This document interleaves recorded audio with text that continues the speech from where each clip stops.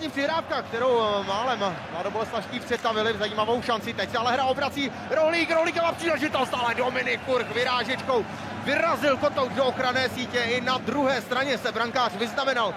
Byly 4 početní výhody, ve třetí třetině 3, dokonce dvojnásobná, ale bez využití. Teď Pirochta s Lakatošem, Čajkou. Tady je Mazura, dobré zakončení pro Čajku mezi kruhy, ale... Zadovkou na Rohlíka. Igor Mereško si teď sjel z modré čáry, Rohlík vybrusil na osu, stále Rohlík a jeho střela, Purch zachytil, ještě dorážka, Mertl v dobré příležitosti. Ale bude znovu připraven.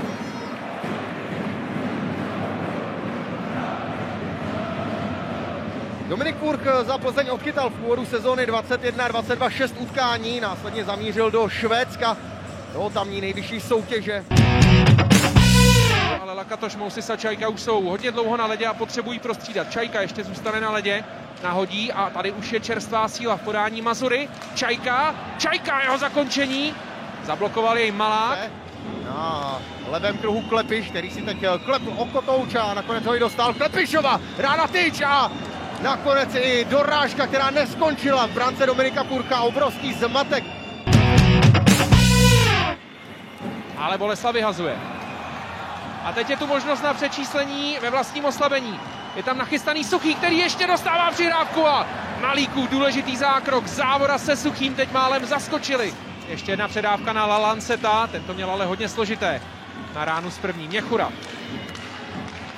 Rubinc, Zámorský, Malík upozorňuje své spoluhráče. Teď je tu dobrá teč a ještě pozice před Purchem. Mezi Boleslaví a Plzní stále bez branek 0-0.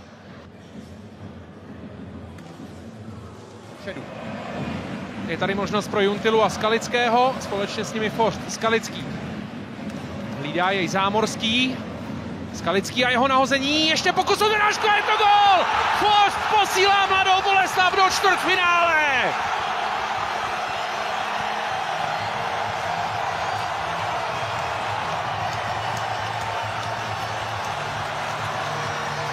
Z toho je vítězná radost pro domácí Středočechy. Tady ještě jednou celá situace. Skalický, který si navedl kotouč na osu, poslal kotouč, který se odrazil od zadního mantinelu a Tomáš Forst byl ve správný čas na správném místě. A pro domácího útočníka se jedná vůbec o první branku v rámci této série předkola, která je vítězná a která je také postupová pro Mladou Boleslav. V předkole v roce 2017 vyhrála Mladá Boleslav 2 úvodní zápasy na ledě Chomutova, ale stejně nakonec sérii ztratila 2-3 na zápasy a vypadla.